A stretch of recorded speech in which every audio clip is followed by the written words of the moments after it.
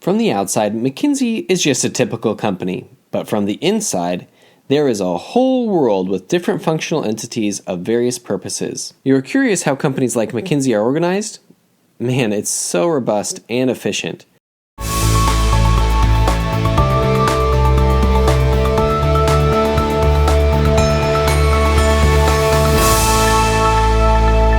Hi, my name is Kim Tran, a former McKinsey consultant and the founder of this platform.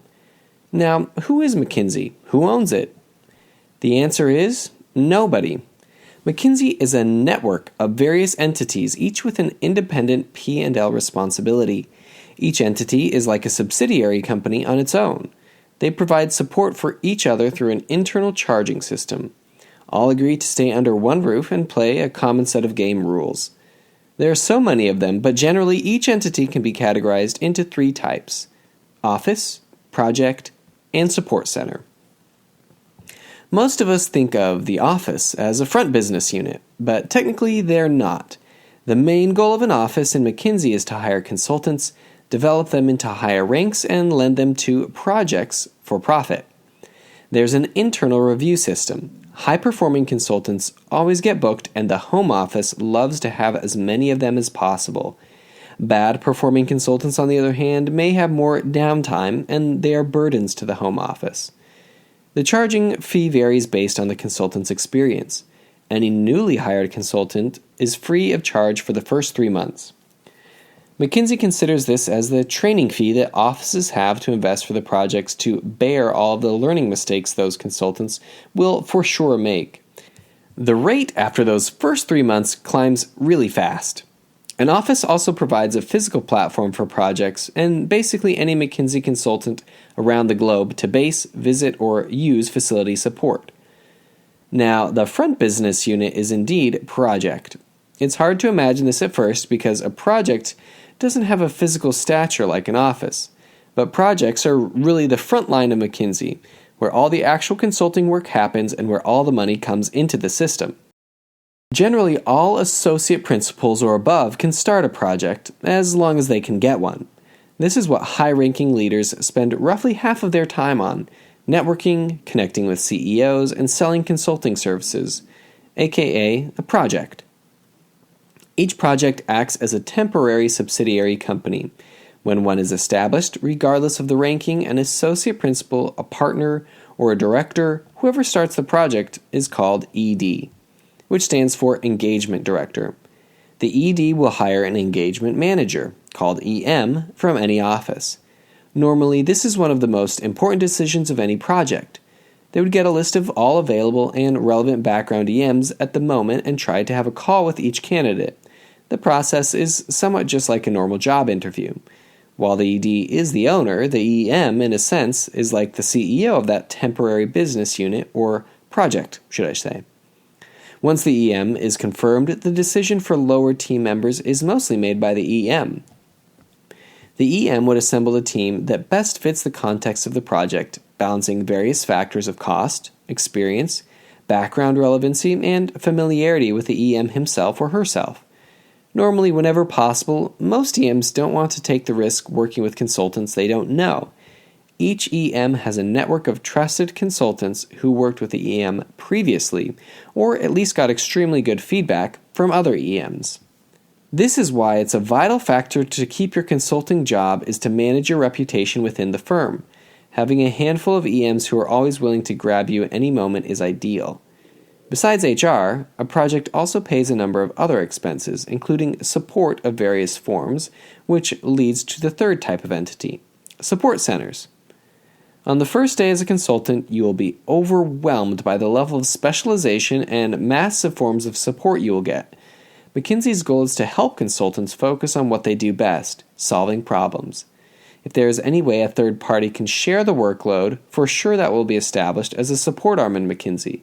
A few common types of support are: number 1, research and knowledge centers. We know that consultants make decisions and give recommendations based on facts, so data is vastly important. At any single moment in the problem-solving process, a consultant is constantly making hypotheses and finding data to prove or disprove those. Of course, finding the right data is a job in and of itself, and those research and knowledge centers are there for that. There are generally 3 types of research and knowledge centers. A. Industry specialists. Examples of these would be Center of Cement, Center of Public Sectors, Center of Retail, etc. The exact name may be different and changes over time. A center like Cements holds a massive database of all sorts about cement. Their job every day is to update and expand those databases, getting them ready for requests from various cement projects throughout the world. B. Function specialists. Examples of these would be Centers of Operation, Center of Implementation, Center of Finance, Center of Sales and Marketing, etc. Sometimes these can also be called as practice. When I worked on a cement project, there were a lot of times I still pulled help from function centers on specific aspects of the project. For example, I was looking to cut costs by simplifying the organizational structure. I would definitely call the organization and governance centers. Similarly, these function centers work every day to enhance their knowledge and data on their area, waiting to support project teams as well as they can. C. Lastly, local specialists. These centers, on the other hand, know extensively about their location. They have a vast network of important local contacts, local experts, agencies, or even the government. A consultant on the fly would effectively seek help from all 3 types of research and knowledge centers on various parts of his or her work. Though the original role of research and knowledge centers is to help with the data gathering, recently we have been seeing them act more and more on the side of content and problem solving. In one of my projects, I actually chose to fly one expert from the cement center to visit the factory and to involve him deeply in the problem-solving sessions. Now, moving away from research and knowledge centers, number 2, miscellaneous centers, which help your workflow. Here are a few popular ones. A. Design centers. We call them VGI in McKinsey. Oh boy, reach out to them like heck. The outproduct of any consulting project is PowerPoint slides. Of course, McKinsey doesn't want their consultants to spend whole days decorating PowerPoint graphics here and there. So what happens often is that we drop ideas, frames, or sometimes a complete slide with dummy text on paper, take a picture, send it to India, set a deadline, include a charge code of our project. 99.9% of the time, we will get the output on time if they confirm the deadline. The tighter the deadline we request, the more expensive they charge our team. This is a super nice system because it encourages everybody to plan ahead and still leave some capacity for some really hot and emergency situations. The wonderful thing is there is more than one design center to choose from.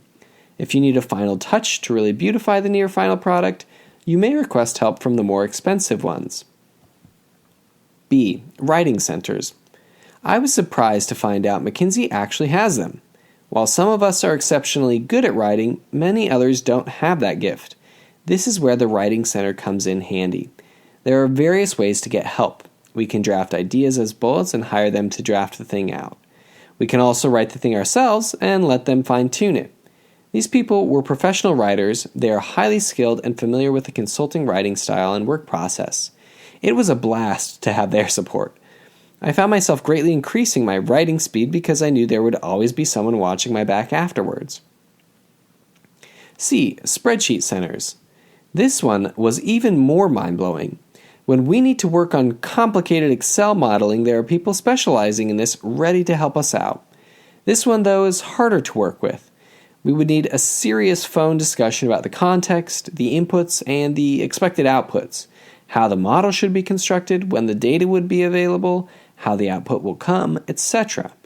Normally, we only use these resources for super complicated models involving complicated functions or processing huge amounts of data. How does one entity get formed? As for projects, this happens almost daily at McKinsey across the globe. Like I said above, all consultants with AP ranking or above can start a project anywhere in the world. Wherever there is a client in need, there can be a project. For an office to get established, there are more conditions that need to be met. First of all, you have to be a director or at least a senior partner to be able to propose a new office opening. The region has to be proven with sky-high potential. Usually, there has to be a track record of several successful projects in the region. For example, before an office in Hanoi was opened, there had already been many successful projects happening in Vietnam for several years. Remember that projects and offices are different entities. Projects can be conducted in Vietnam even without any local office. Any associate principals or partners in the nearby region can see the opportunity, sell a project, and fly everybody in.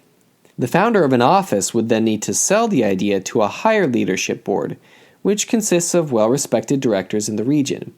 Notice, though, that McKinsey has a fairly flat structure. It's not like the leadership board has the absolute authority and power over each member office.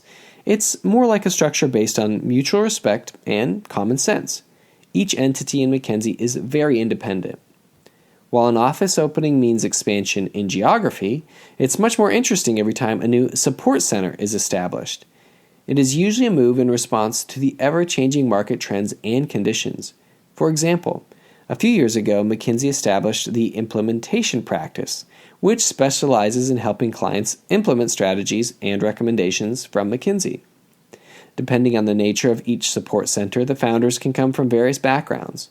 For example, the Special VGI Center is founded by one of the leading designers in the Ordinary VGI Center. But the implementation practice is established by a well-respected director from the consulting track. More about career tracks later in this video. Where do each of these entities sit? Each office, of course, is a physical office. A project typically doesn't have a designated location. They work in the client's site 4 days in the week, and each consultant comes to his or her home office on Friday. We call it In-Office Friday. Sometimes, when a project is too far away from any office, a project can even rent an interim place of work. Most support centers have their own bases.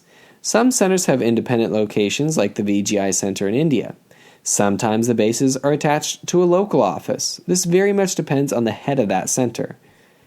It's very common that some directors in McKinsey play more than one hat. It's a great convenience for them to have two bases attached to each other. Career tracks. Now hopefully you realize that McKinsey is a conglomerate-like company, not just a simple mom-and-pop consulting business.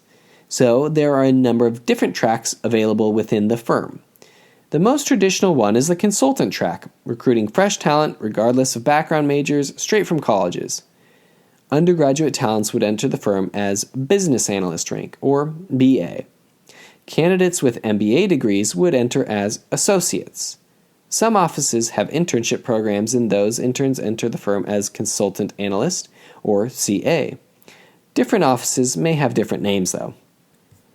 Once in the firm, each consultant works up the rank to engagement manager, or EM, then associate partner, or AP, then partners, then directors.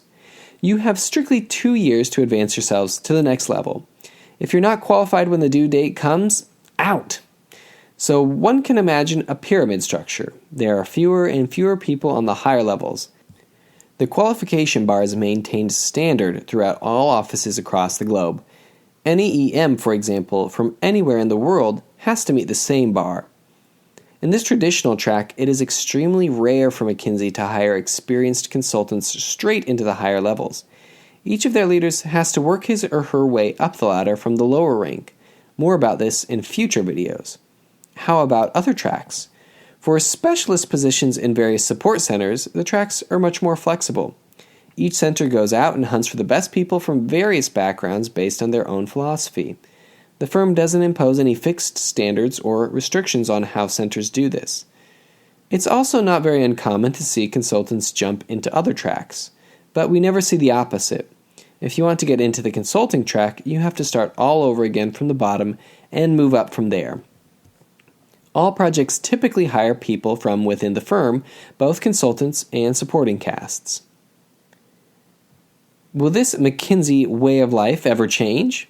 No, but yes. The system has been running for more than half a century, and it's not just about how long it has been running. If you have been inside the firm, it's impossible not to notice the incredibly strong culture and way of life. It's like a great big machine running so efficiently, and every link knows exactly what to do. I totally don't think it will ever change in the next 20 years. But are there some minor shifts? Yes. There has been a trend going on over the past 5 years. we have seen some practices, aka support centers, getting more and more involved in the front line. This is great news. It opens more opportunities for everybody. If you can get into the consulting track, great. But if you can't, there are still ways to enter the firm and get exposed to the consulting work. Okay, I hope this video provides you a lot of good insights on how McKinsey operates internally. If you like the video or feel inspired to get into the firm, please let me know in the comments section. A lot of sweat and tears are invested in making each of these free videos. Your comments really make our day, and we do read and appreciate each of them. Don't forget to subscribe, turn on the notification bell to our channel. At Management Consulting Prep, we believe anyone can make it to consulting. Are you a believer?